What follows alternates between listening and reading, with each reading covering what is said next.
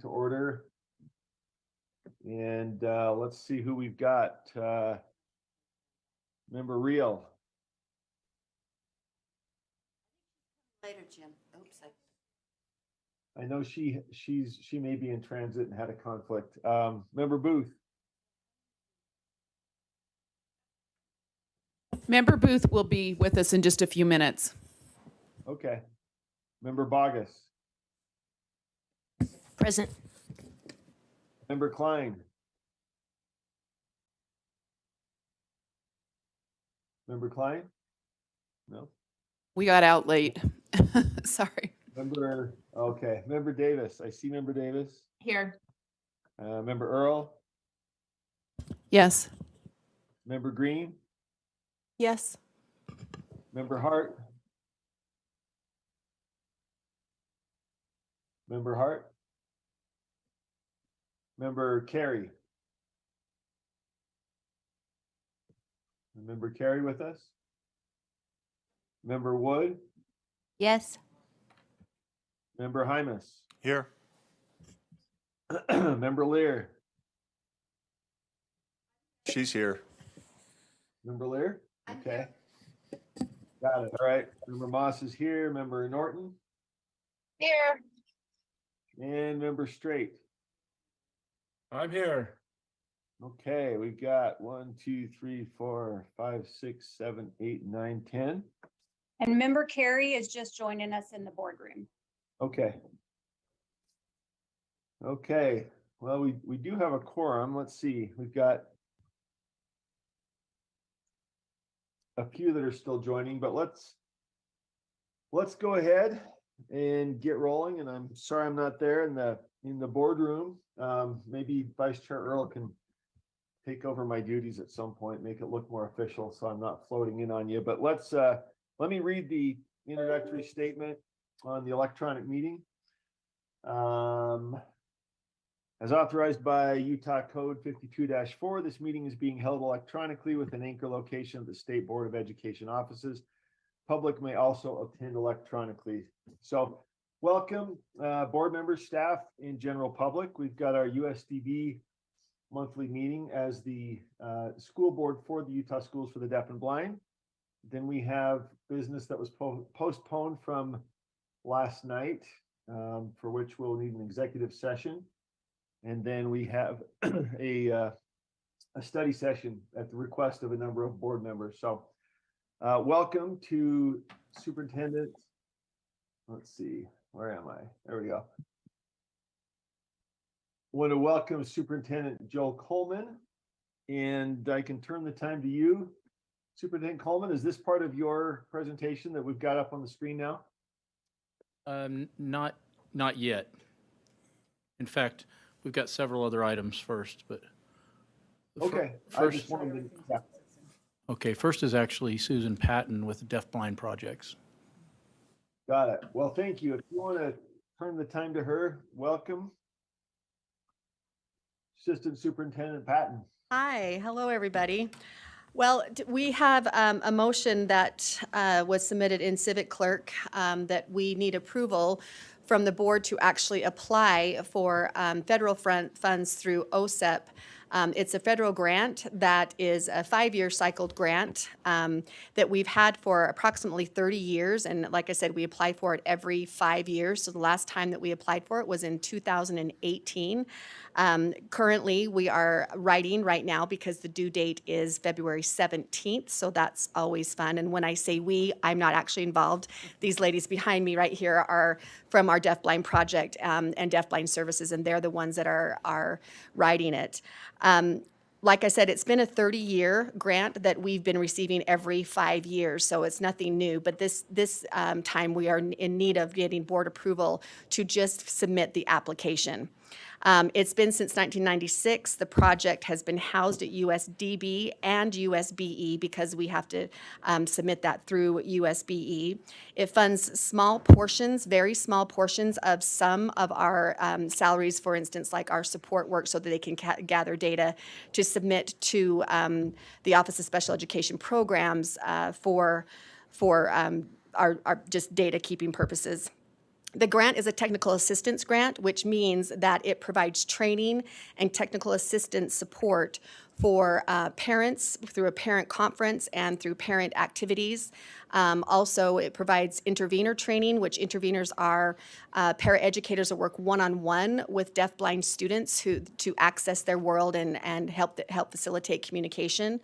It also funds different projects like sibling activities, parent activities, and training and technical assistance throughout the state for various districts, IEP teams, teachers, related service providers.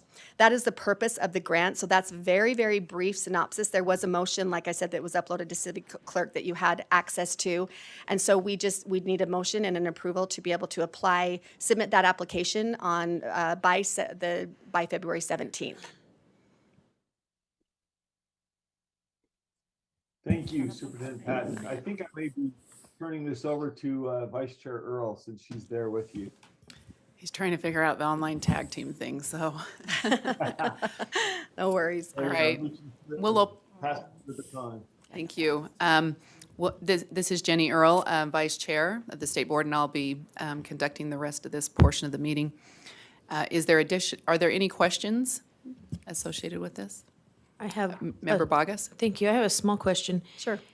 So if I understand you correctly, we need to have a motion to approve this and send it to ourselves. So the approval would be, the motion, to approve the motion would be for just the deafblind, the USDB to be able to submit the application to the office. So it's a federal grant, so it would go to to OSEP, the Office of Special Education Programs. They're the ones that fund the grant, which is around $92,000 a year, and it's a 5-year grant. So the $92,000 is the annual amount that's submitted, or that's drawn down from the federal government. So we just need your approval to be able to submit the application. Okay, that's not how this reads right here. And I don't, mine says to seek approval from the State Board, it says motion to seek approval from the State Board of Education of USDB's application of, it's very long and then it's got some stuff at the end. Maybe I'm in the wrong spot. Board Member Bogus, you're right. I think the motion would actually be to approve and then start at the second line, Utah's Deafblind Project. I think you're looking at the background. Is that what you're looking at? That's what you just It's, started reading. the document I have has the USDB logo at the top with the eagle, and then it says motion to seek approval from. So the motion would actually be to approve So the y- application. Then I would read it that way, to approve the application of Utah's Deafblind Project to OSEP's application for new awards, state technical assistance projects, and to improve services and results for deafblind children. So I can amend that. Would I need to amend that? No. That motion? Okay. I'm sorry, can you, I'm not seeing what you're talking about on our screen. I see a budget preparation document. Civic Clerk. It's in Civic. It's in Civic Clerk. Just wondering if we could bring it up on the screen. I don't know. Yes, we can bring that up.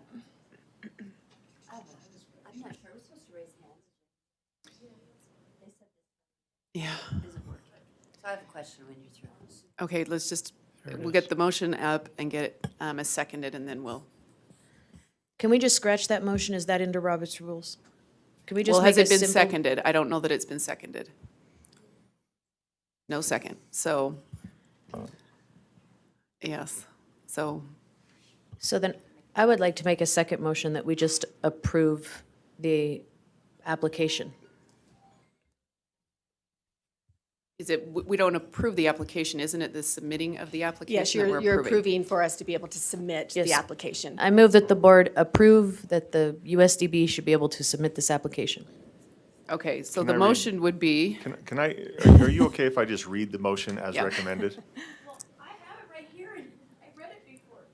Well, the recommended, this is not a motion. The recommended action simply states that the board approves the Utah Deafblind Project application. Are you okay with that motion? is there a second? Okay, seconded by Board Member Wood, and now we can take questions? And I am just curious, because you didn't say anything about this, and I'm trying to learn from other members of the board, help us understand what data are shared in this application with these students, and if parents thoroughly understand how their data will be shared for purposes of these services. Sure, and Chair Moss or Vice Chair Yes. Earl, would it be okay if I had our project director come up to answer that question? Yes, that would be Okay, great. that would be great.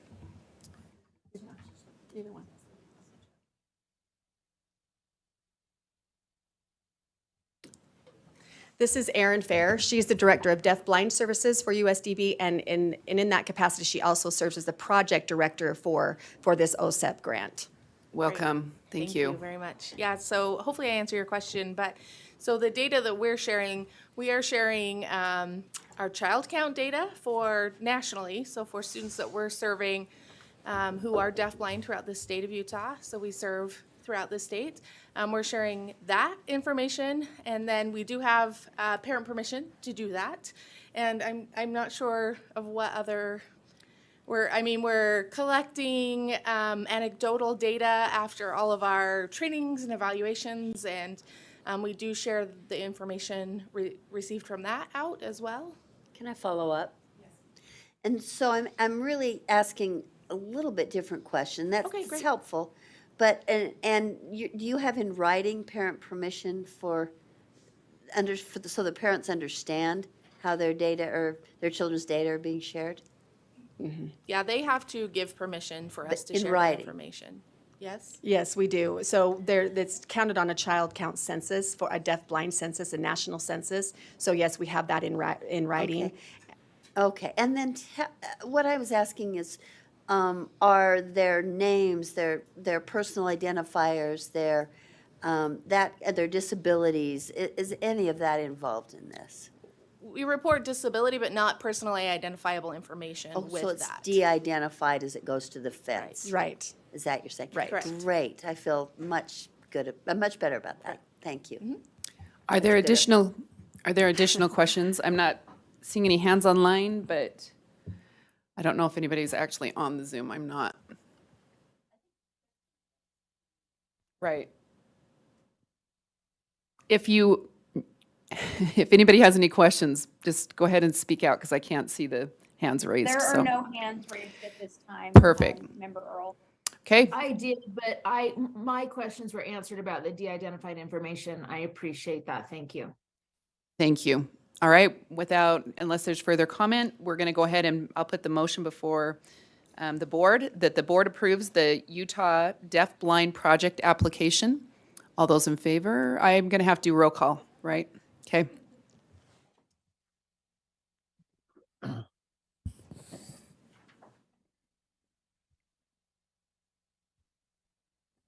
All right, Board Member Bogus. Yes. Board Member Booth. Yes. Board Member Klein.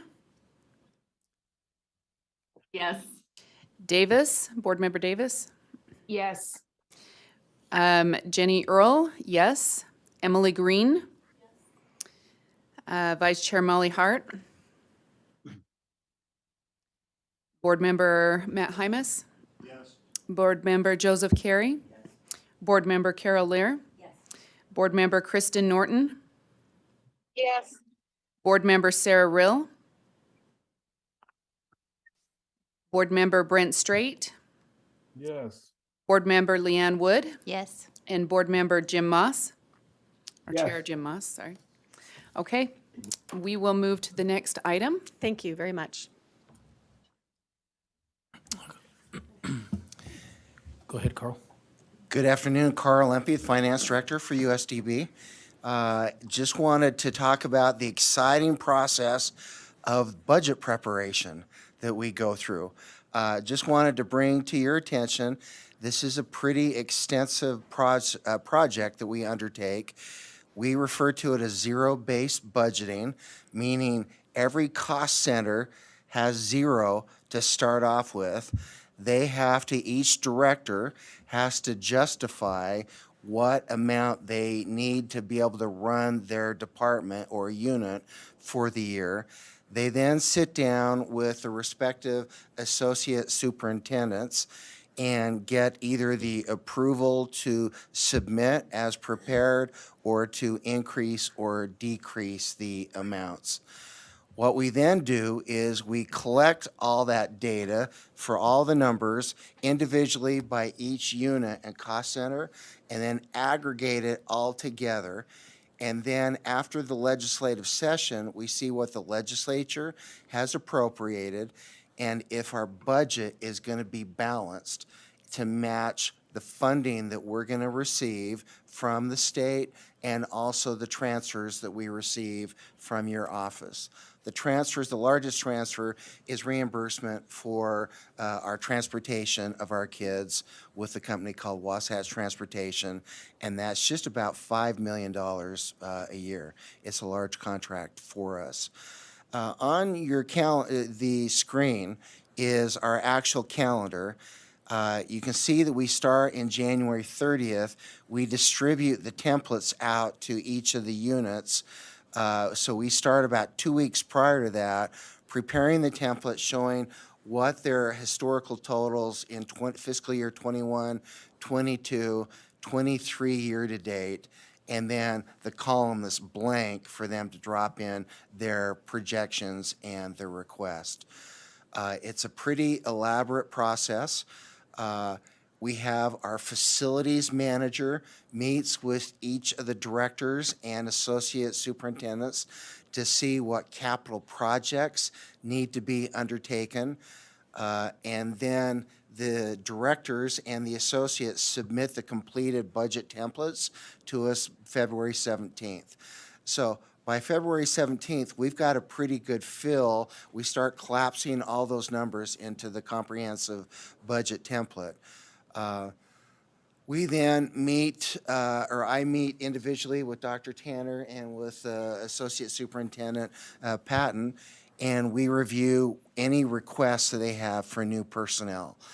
And as you may or may not know, we have to go to the state and request approval to fund any new FTEs. And so they'll look at all of their units, they'll look at the student growth and determine if they have needs for additional personnel, if we can make adjustments to our existing personnel so we don't have to request any new additional positions. Once we do that, we update this massive spreadsheet and I forward that to you, Board Member Bogus, and you can see how extensive it is, and you can drill down to each unit, and I'd be happy to send this out to each of the board members when it's completed, so you've got that detail as well. I sit down with Superintendent Coleman, and we go through the position requests, and then he's got time to sit down and go back to the associate superintendents to say, and ask them questions and drill down before he gives his approval on any new FTEs, the budget reviews, and the carry forward amounts that we are projecting for next year. We complete the budget, and then we have to submit it to you by April 24th for your early May, the May 4th board meeting. So it's quite a process. It takes a lot of time, but we are pretty confident when we submit it to you. Number one, we're going to make sure we got a balanced budget, and then our confidence level is that we've addressed the major moving pieces within the operation. Any questions you may have? That's kind of a brief, quick overview, but I'd be happy to answer any questions.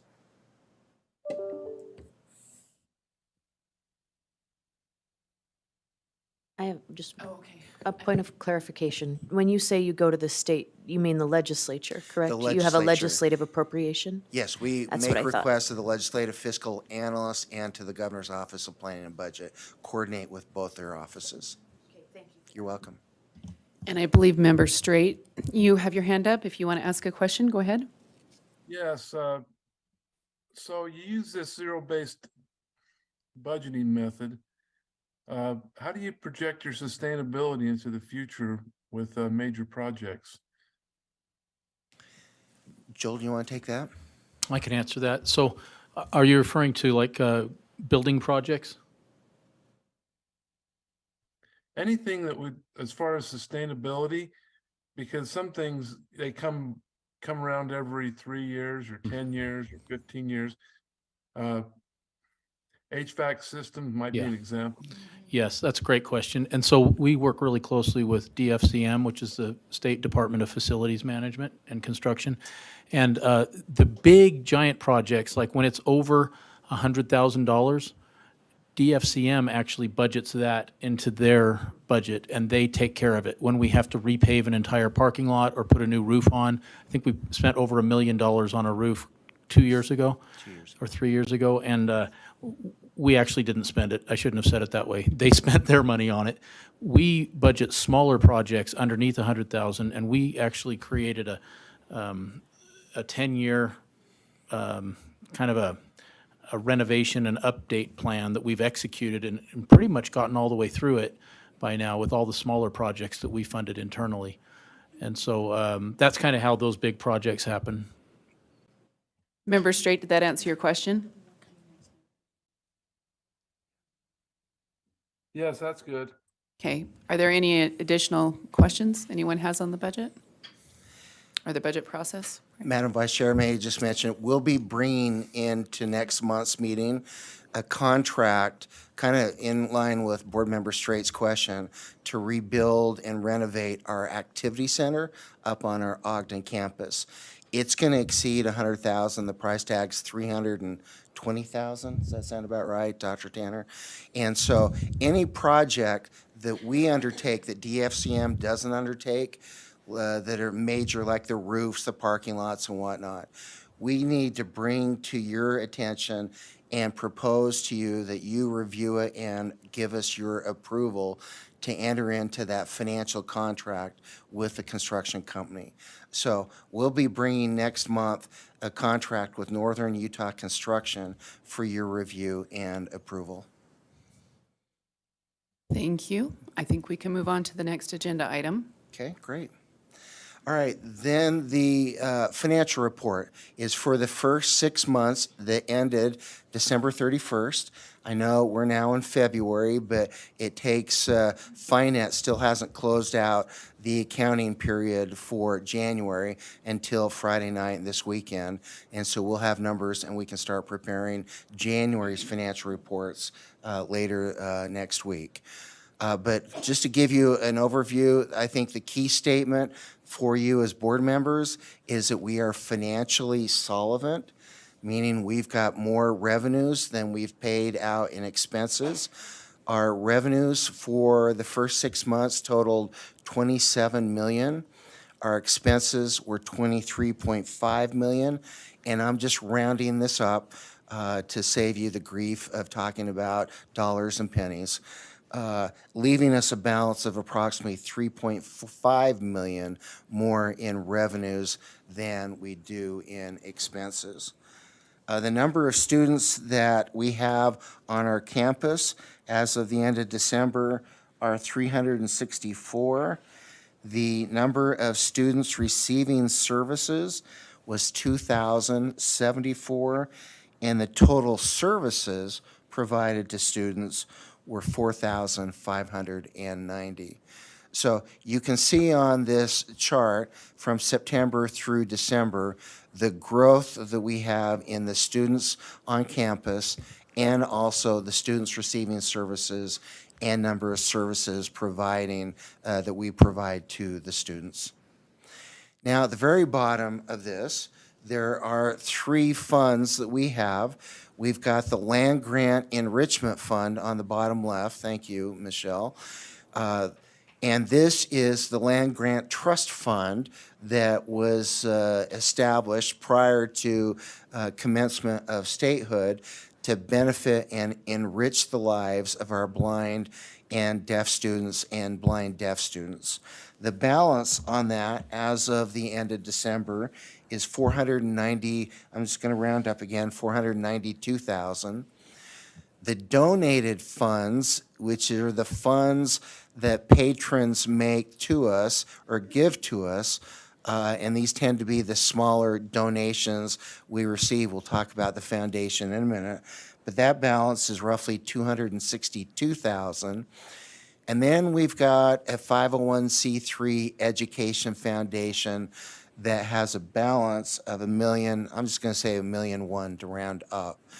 And the foundation are the grants that we've got a fundraiser that we have on staff on the foundation that goes out and applies to corporations to submit, she fills out grant applications and they submit grants to us. And then we use that funds or monies to buy assistive technology for the students that the state does not fund in our operations. So it's a real blessing to the lives of our kids. Any questions just on the financial report? Madam Chair? Yes, go ahead, Board Member Wood. I noticed that you refer to it as the land grant enrichment funds. I know traditionally in our public schools, we talk about trust lands and we have school community councils. Do you do that, any of that similarly within the School for the Deaf and Blind in terms of encouraging parent involvement or? Yeah, we're going to get to the community trust fund in just a minute. Okay. As we get into enrichment funds. But it is the land grant fund that generates this. We just develop a list of projects that we call the enrichment grant fund or the enrichment project list. And that'll be coming up here in about a minute. Okay, That we'll talk perfect. about I just that. You're jumped the gun. welcome. All right, Thank and I you. believe Board Member Carey has a question. Yeah, just a quick question about some of the numbers. It says that total students receiving services was about 2,022, and your number was slightly different. But then the next line under that says total services provided to students. I'm sorry. Yeah, this was an updated that you have. I'm sorry. No, I'm- the I'm- numbers this are, is- the numbers yeah. are okay. I'm just wondering, I would expect to see total students receiving services matching the total services provided to students, but it's almost double. So I guess I'm not guessing, my question would be, what services are being provided where it looks like there's 2 services per student being provided based on this metric? In some cases, 3 or 4. Okay. So, Dr. Tanner, I'm just going to answer the question and you can jump in too. We have 4,500 different services that are offered, may be offered, one student may get 1, another student may get 3. So you could have like O&M services, an O&M specialist going out, you could have a teacher of the deaf going out, and a teacher of the blind, and a deaf-blind specialist. They could also receive these services of an interpreter or an intervener. They're for students that have high intensive needs. And then there's students that just have their teacher, and they also get an interpreter. So these are the additional services we do for a student. It may be one student that receives 5, or it could be one that receives 2. We just wanted to make sure you understood, like some of them are getting audiological services, most of them are. And our audiologists provide a great service, but they're providing it to everybody. And Susan Patton, just jumping in with that too. So students who are blind visually impaired and deaf-blind even, our students who are blind visually impaired, they'll receive services from a teacher of the visually impaired that might be teaching Braille or making other accommodations in their classroom. However, most of the time they're also receiving services from what Michelle called an O&M, which is an orientational mobility specialist that is also teaching cane travel or strategies to move around their community, in their homes, just for them to be mobile and to orient themselves in their environment. And then we have deaf-blind students who could be receiving all 3, a teacher of the visually impaired, an O&M, and a deaf-blind teacher. So they could be receiving three services. So that's what that count is. Chair, may I ask a follow-up question? Yes, that would be fine. So I think in the submission I reviewed that with deafblind students in particular, there's generally additional medical conditions associated with that duality. Yes. When we look at this service number, does that include some of those, does that service number include some of those services being provided for medical conditions in addition to those being provided because they are deafblind? Yes, if they are students that are in our campus program, so if they are students that are coming to USDB for, that their placement is in our campus program, then yes, that would be the case. If they are students that are in their local school districts, then no, that wouldn't be the case because those local school districts would be taking the place of, or, serving for their other health impairments. But we would still be providing services from the teacher visually impaired, especially in the those in the smaller districts. In the larger districts, we might be only doing an orientation mobility and deafblind teacher. So it really just depends on the student. Thank you, Chair. Thank you. Are there any additional questions? Seeing none online? Okay. Okay, the next 2 pages are the budget status report, and it basically goes and provides all the supporting detail to the numbers that we just reviewed on the financial report. The first section is the revenues and the grants that we receive. Then the bottom on the next page in the red there are the operational expenses. Then we get into the enrichment fund revenues, expenses, transfers, and so forth. And be happy to answer any questions, but that's a lot of numbers and a lot of detail. But we just want to make sure we provide that to you. Then the final report, Madam Chair, is this land grant enrichment fund project list. And this is actually also part of our budget preparation, is both associate superintendents start working on their list right now to determine what projects and what activities they want to provide to their students to enrich their lives. We meet with our advisory council. They have a separate subcommittee that once the fiscal year 24 list is prepared, and the subcommittee vets out each of these projects, and then they make a recommendation back to the advisory council, and then they make a vote and make a recommendation to you as the board to recommend approval of these projects.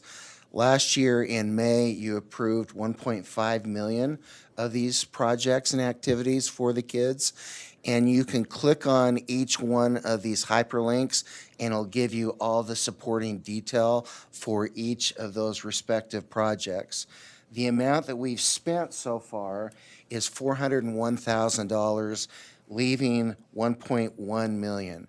And then the earlier question about the community council, it's on the very last line on the left, enrichment fund number 2320, the school community land grant of $28,068. So we go through, and Dr. Tanner is very patient and does all the work and the budget preparation and the reporting back to your office how we have spent or want to spend and budget to spend those funds from the land trust.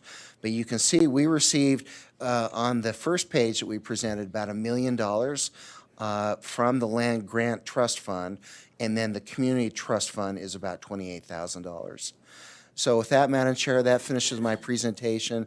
If there's any questions, we'd be happy to answer them. Are there any additional questions?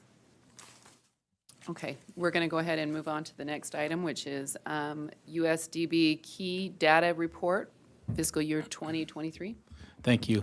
This is a report I mentioned last month that we'd be bringing to you, and this is the first year we've started doing it this way, and it allows us to give you some of the granular data that you saw on the other reports, like the difference between students on our campus, students served throughout the state, and the number of actual services that are provided to all students. So I wanted you to just see this. Normally, we won't report this in a big meeting. It's just a big, giant table of numbers. But at any time, if you want to, you're welcome to ask us. We'll send you a copy if you want to dig down into things. Just wanted to walk through it with you a little bit and show you what we did. We've divided it into large sections. So the first section that is in light blue here, that is how many students are in each one of our divisions.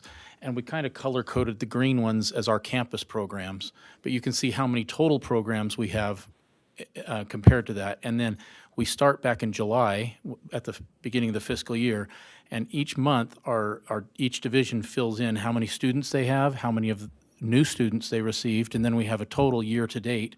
And as that aggregates throughout the year, those bottom three lines there are the three that we reported to you on your financial report a few minutes ago.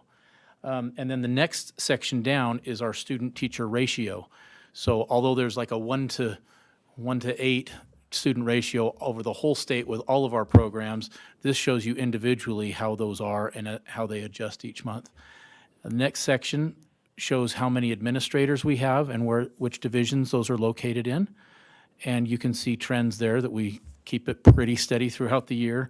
And then the pinkish section is how many educators we have, teachers on contract. And we have about 270 of those right now, nearly 270, 267, I guess. In addition, of course, it's not just teachers. We have a lot of awesome support staff, and we have 190 support staff. That's our cafeteria workers, our receptionists, our paraprofessionals, and the people that just really make it possible for everyone else to do their jobs. And then the last three sections are sort of financial related. We wanted to show you to each of our campuses how many transportation routes we have each day that take the kids curb to curb. And that's that $5 million a year contract with Wasatch Transportation. And there's 80 of those throughout the state, including St. George campus and Springville, Salt Lake, and Ogden. And we've actually put in the exact costs each month that we incur doing that transportation. And then Carl's department has also given us a total of how much money we spend each month on each campus to maintain those buildings and pay the utilities and so forth. And so this is something we have not had in the past. And this year, when we started getting questions for our new buildings about, well, how many do you have here and there? And what are your ratios? And what have they been historically? We thought, those aren't normally reports that are required. And so we just thought, we're just going to do this from now on. So we always have a good record of exactly where every student was, how every dollar was spent during each month and the year overall.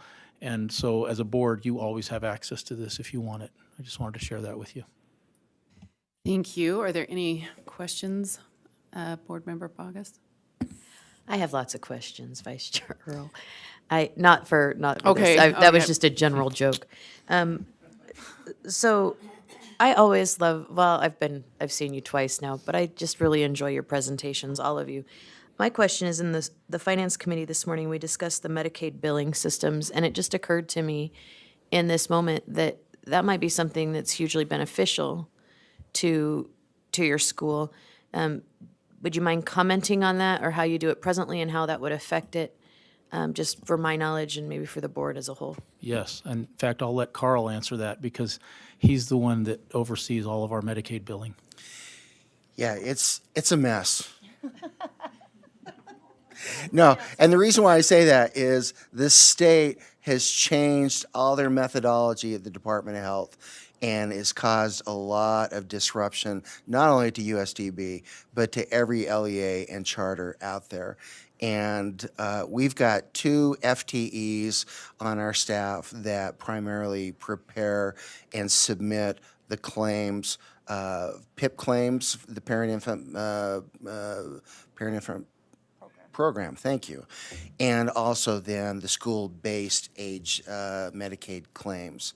And so we've worked closely with the Department of Health and with your office. We received just about $1.3 million in Medicaid claims and monies to our campus from the feds and from the state.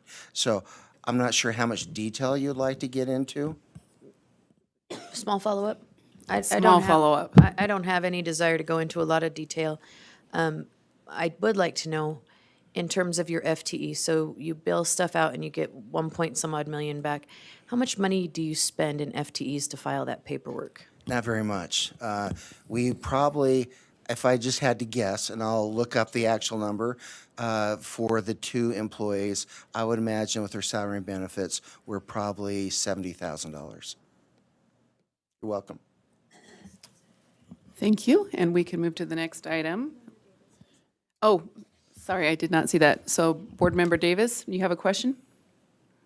Yeah, I just want to kind of piggyback on that.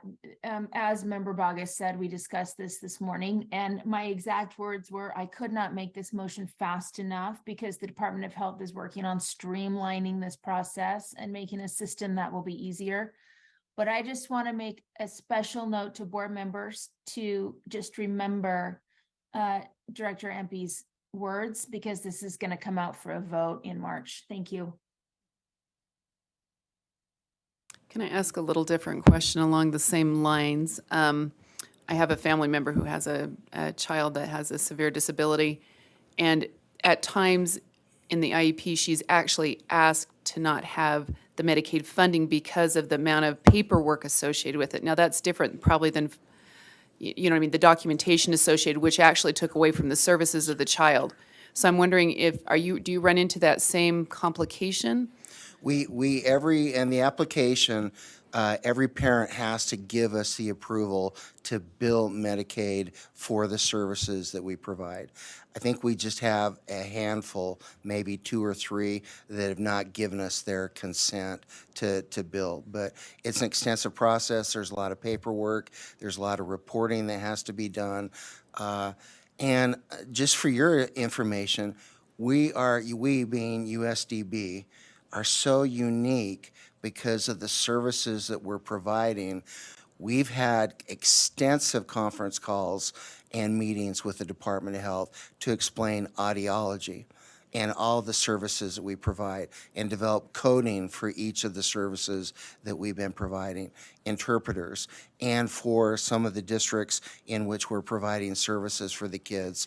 It's been an extensive undertaking, and we contracted with a company called Public Consulting Group, PCG, to use their software to be able to submit the claims. And going back, I think, to your question, Board Member Bogus, and that runs us about $65,000 a year in order to submit these claims. Okay, thank you. Board Member Lair.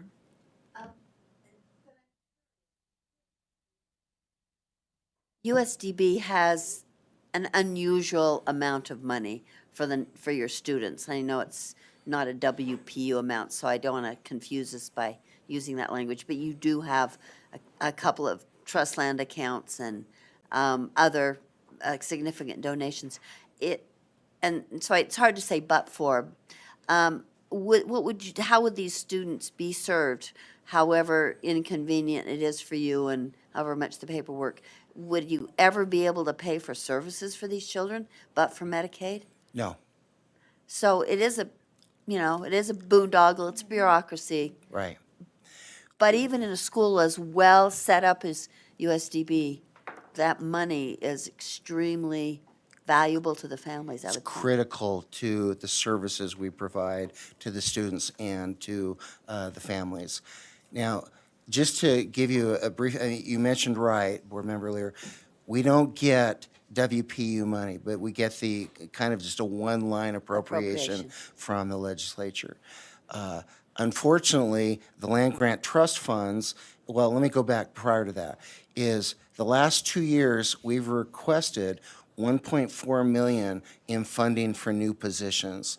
The legislature has given us $700,000 for each of the respective last 2 years. So we've had growth. Unfortunately, like the school districts are getting that WPU based on their enrollment, and so they've got the extra revenues to be able to pay for those new students. We kind of have to make do with what we have, and we didn't make a request this year of the legislature just based on the last 2 years. Thanks. I mostly was interested in the Medicaid and if it really is necessary to serve your students, even given the fact that the school is very well funded. Very essential to us. Thank you. Helpful, thank you. I have one additional quick thing to add on Medicaid. A few years ago, we'd been operating exactly the way the state asked us to, and then they changed their rules and retroactively went back, and we had to refund $275,000 to the state of Utah because they changed what they were requiring of us. And so sometimes we don't have control over the state, but we still have to comply with them.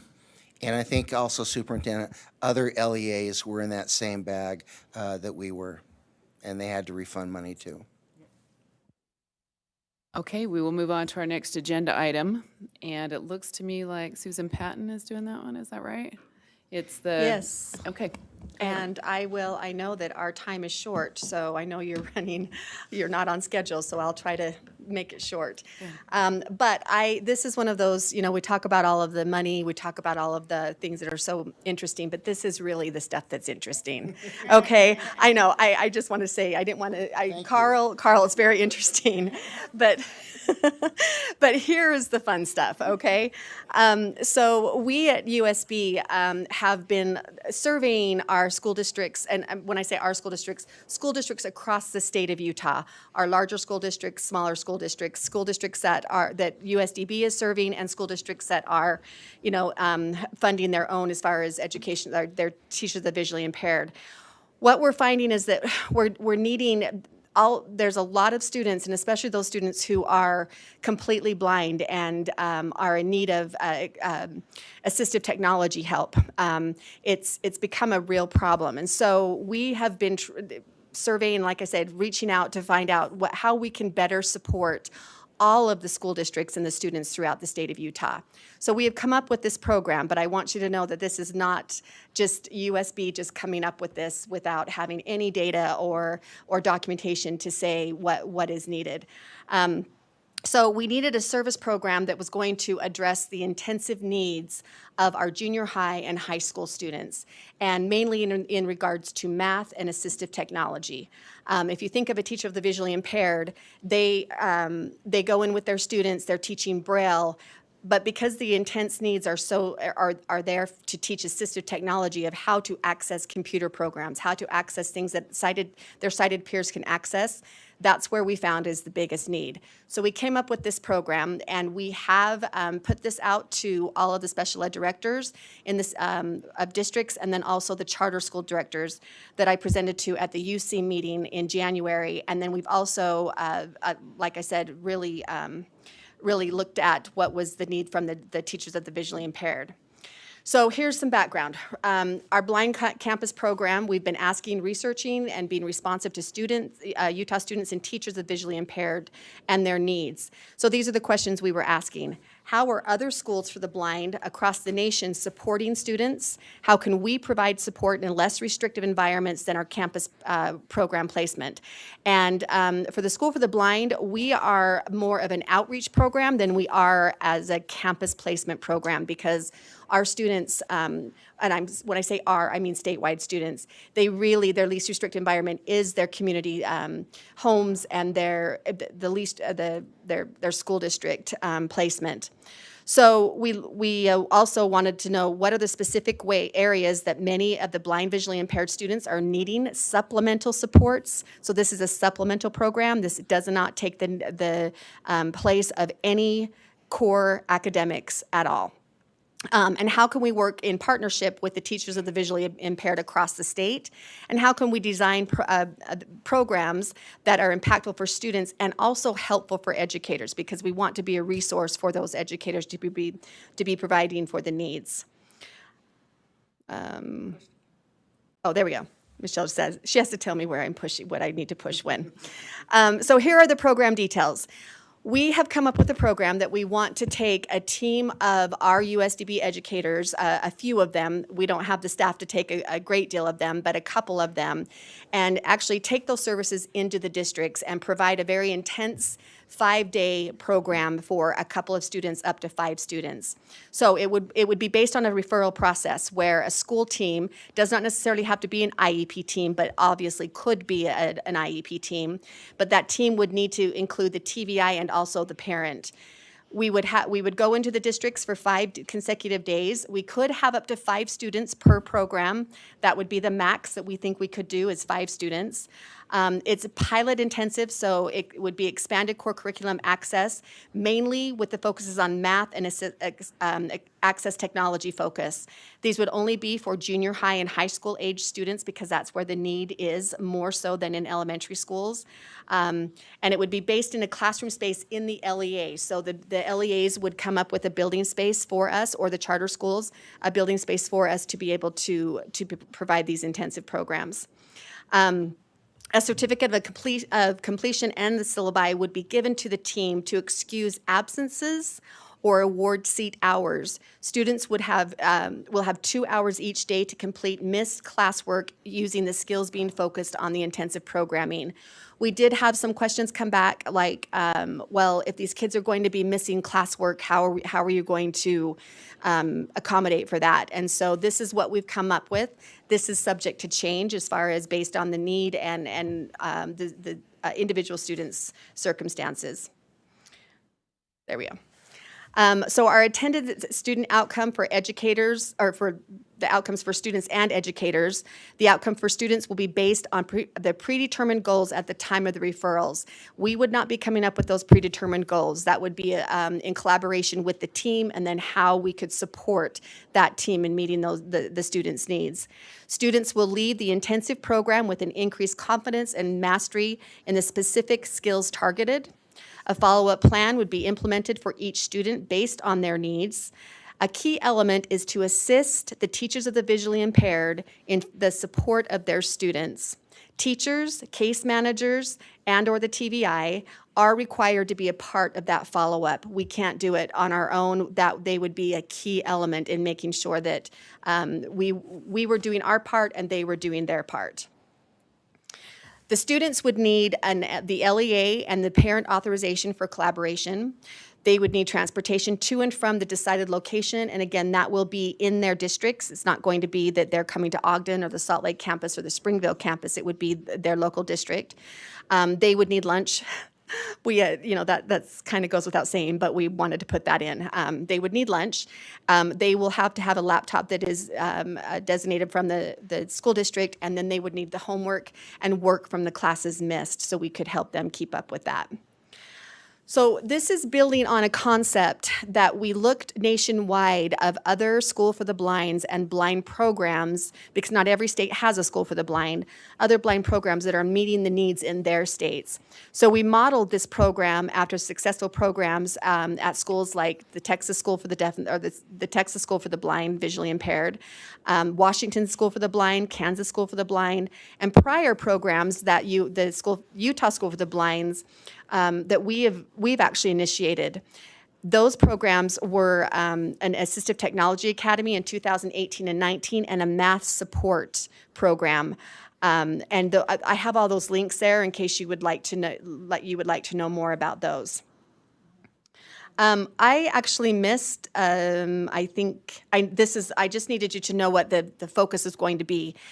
We came up with 2 primary areas that the students are lacking, that districts, teachers of the visually impaired all over the state are needing help with. They are in need of digital learning, so access to screen readers and teaching of screen readers for the teachers and for the students. Math access also, like Abacus is needed, interpreting graphs, math windows, and geometry. If you can imagine being completely blind and having everything digital, this is where we're struggling. We're really struggling. And when I say we, this is not coming from USBE, this is coming from statewide surveys, and we're really wanting to meet those needs. The 2 that would be a supplementary kind of bonus areas would be organizational skills, which would be physical organization and time organization for time blocking and calendaring. And then what we have found also, and it's not, again, just USBE, is that when our students who are blind, visually impaired have a disability statement, when they can take confidence in what their vision loss is, and they can be confident in saying, this is my vision loss, I am blind, this is how somebody can best help me. That really helps them as far as advocating for themselves, especially when they're going to college. That's where we have found is the biggest problem, because they go to the disability awareness or their disability center in college. They need to have that preparation so they can go in there and really hit it and say what they're in need of. So this is a new program. We get that. We get that it's going to be changing. We're hoping for referrals, but we will be contacting, again, I have talked to all special ed directors and charter school directors, but we will be changing this. It's going to be an evolution in a process. And And then this is the last slide. For whatever reason. Oh, yeah, it's not there, but it's up here, so that's more important. This is what, when we first initiated and an email went out to all of our teachers with the visually impaired, we had them fill out this survey to really gather the needs. And I wanted to put this on there so that you understood that this wasn't something that we were just coming up with, but we were trying to meet the needs of all districts in the state of Utah. So that is the presentation as far as what we're wanting to do. It's really for information purposes, and I would love to update you as we get involved. We hope that we could do twice a year, a district twice a year with up to 5 students. That might be lofty. Based on our educators and what we can actually provide, but that's the goal, and that might be reset as we go along and see what we can do. Does anybody have any questions I'd love to answer? Carol, go ahead. This may seem a little bit of an aside. If it is, I'm sorry. And I also just need an estimate, but you said something that sparked my interest. Okay. Do you know how many, and you maybe can just speak for the blind side too, but do you know how many students you serve in traditional schools versus in charter schools? I don't know that as far as the delineation between districts and charters. I know what USBE serves as far as outreach services, and that's about That's what I mean, is outreach that's about services. 100 or 430 students. Total. However, that being said, that doesn't account for our large school districts that USDB is not providing direct services for.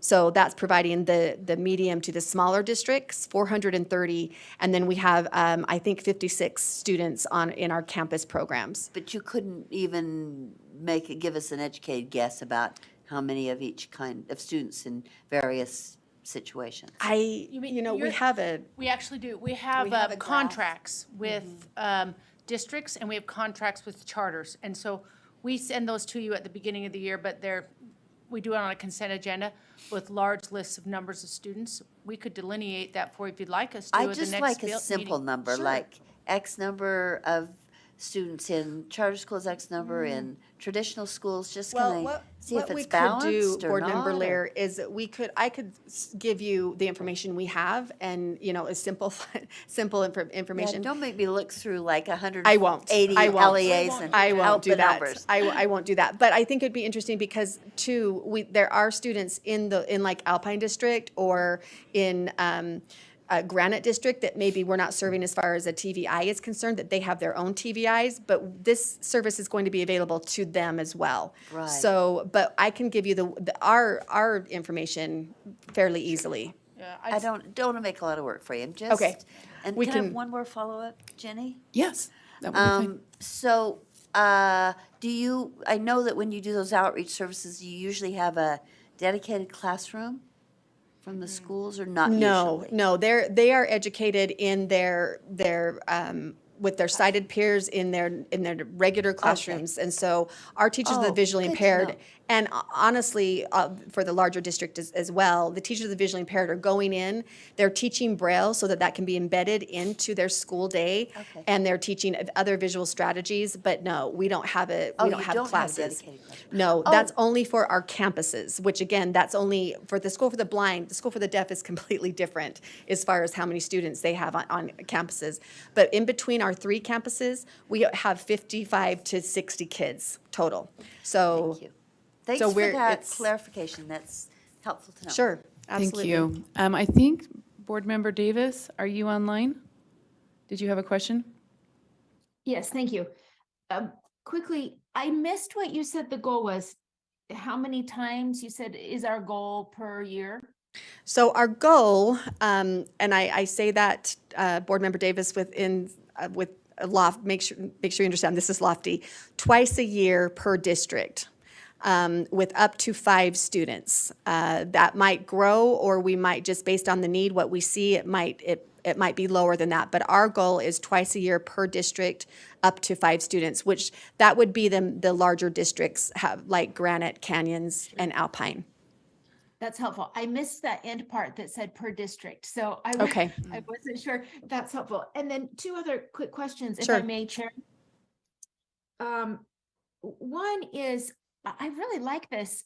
I, of course, like others, worry a little bit about the school loss. Have you thought about doing like a 3 to 5 PM daily or Saturday seminars or something of that nature?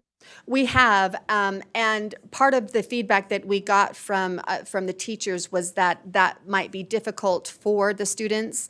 And we really wanted to bridge what they were doing in school with the assistive technology. That's not to say that that couldn't happen, and it might be that that is a direction that we move to.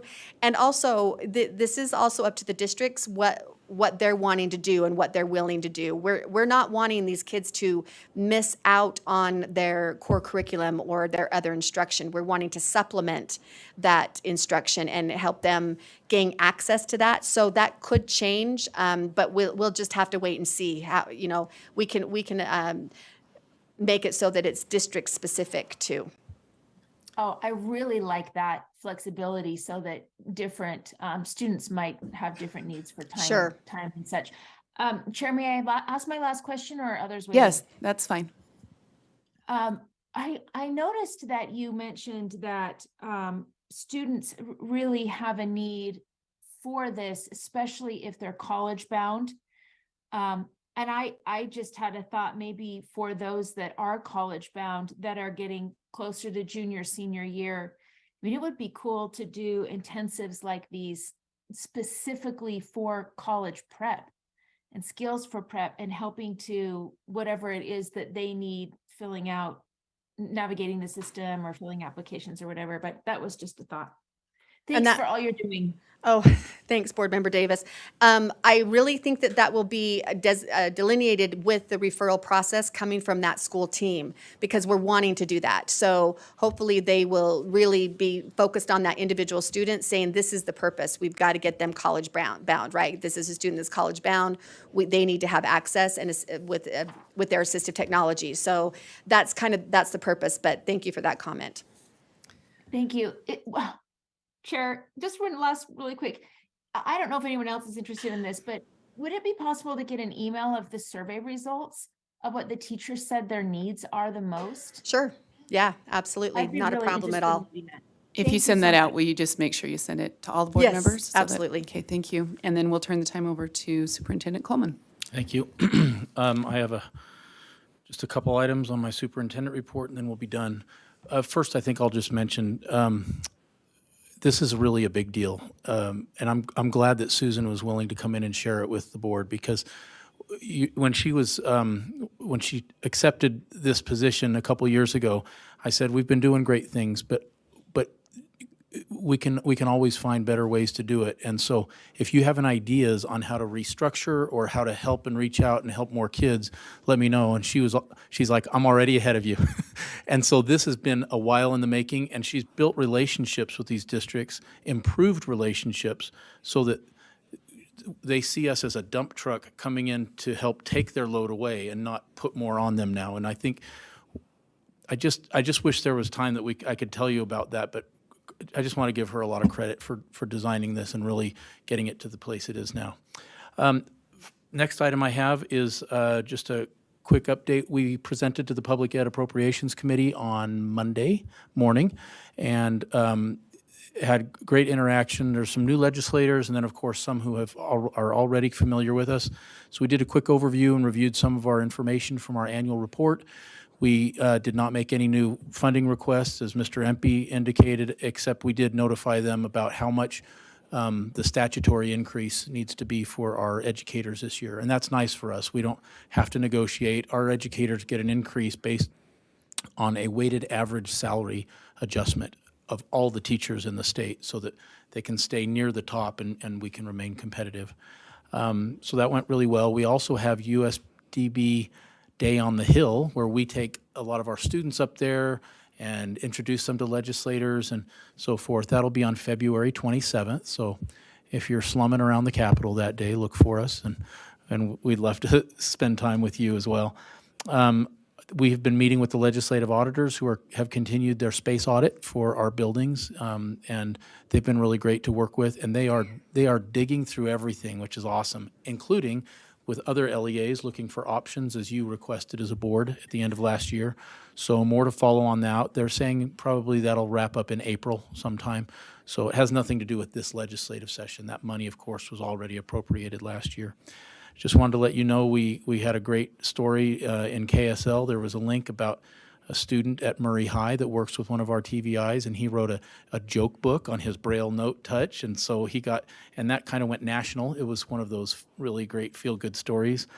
And each month we'll also be reporting to you about upcoming travel for any of our students or administrators. I don't think we have anything in February, do we? So nothing this month. Yeah, probably March will be the next time. And then we met with board leadership, had a great meeting. The four of us and the three of board leaders talked about ways that we could, moving forward, that we could be as integrated and transparent as possible while still respecting all of the responsibilities you have as board members. So probably more to follow for you through board leadership themselves, but we were really grateful for the whole approach going forward. And that is my superintendent report today, Madam Chair.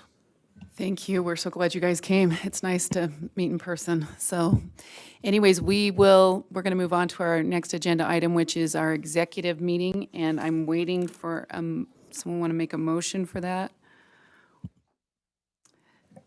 Someone have that? So moved. Do you want me to read it out? Okay, that's that the board go into executive session for the purposes of discussing the character, professional competence, or physical or mental health of individuals and pending or reasonable imminent litigation. So moved. So moved, yes. Okay. All right, and then we've got to do it by roll call vote. So, Board Member Bodges? Yes. Board Member Booth? Yes. Board Member Klein? Yes. Hello? Board Member Davis? Yes. Board Member Earl, yes. Board Member Green? Board Member Hart? Board Member Hymas? Yes. Board Member Carey? Yes. Board Member Lear? Yes. Board Member Norton? Yes. Board Member Rill? Yes. Board Member Straight? I'm going to. Was that a yes? Okay. Board Member Wood? Yes. And Board Member Moss? Yes. Board Member Straight, I'm just trying to clarify. You were indicating yes, you want to go into executive session? Yes. Okay, sorry. Unclear on the message there. Okay. Member Earl, it'll just take about 5 minutes before we can transition into executive session. Thank you. Perfect, thank you. And Sybil, you'll include me in that as well? I feel like maybe we should all pick up sign language. That might be a good talent to have. I was up at the other day and they've got that flash around really clear. And recording in progress. so he just looks down and there's some students on there and he can totally talk to them from down on the court. It was pretty crazy. That's cool. That's cool. Okay, so Jerry will just let us know when we're ready to go? Yep.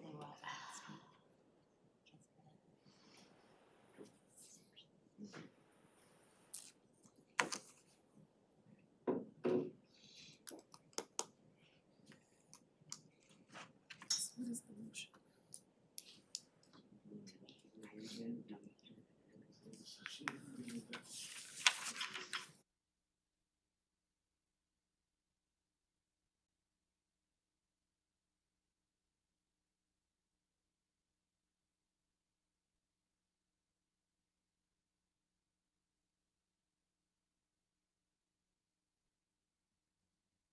Chair, I move that we move out of executive session. Okay, we'll do a roll call vote. Grab my, Board Member Bodges? Yes. Board Member Booth? Yes. Board Member Klein? Yes. Board Member Davis? Yes. Board Member Green? Yes. Board Member Hart? Board Member Hymas? Yes. Board Member Carey? Yes. Board Member Lear? Board Member Norton? Yes. Board Member Rill? Yes. Board Member Straight? Yes. Board Member Wood, Yes. Board Member Moss, Yes. and I'm a yes. Board Member Earl. All right. I can take a motion. Chair, I'd like to move that the board approve the UPAC consent calendar recommendations. Do we have a second? All those in favor? Aye. Aye. Any opposed? Okay. Chair, I'd like to make a motion that the board appoints the following individuals to the Trust Lands Advisory Committee. For the superintendent representative, Kate Douglas, parent representative, Terry Francis. For the two at-large openings, Liz Mumford and Carolyn White. As a member with expertise in serving students who are at risk for underachievement, Sue Ann Caldwell. And as the member representing charter schools with experience in trust lands and/or school land trust programs, Stacy Phillips. Do I have a second? Second. Okay, all those in favor? Aye. Do I need to read that back out? Do I need to read it with the names? I do, right? Sybil, I'm just checking. Do I need to reread those names and the positions? Sheila? No, you do not have to. Okay, go ahead with the last one.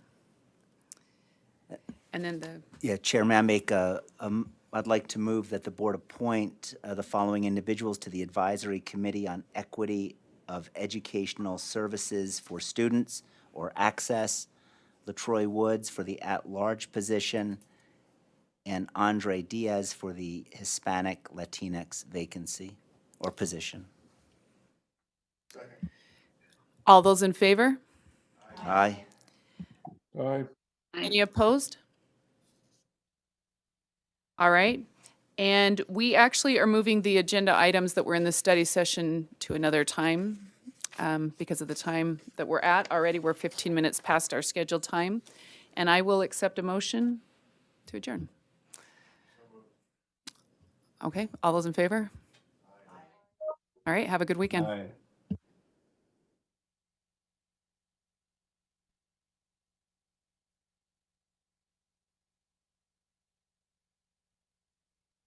Good job, Board of Education members. Thank you.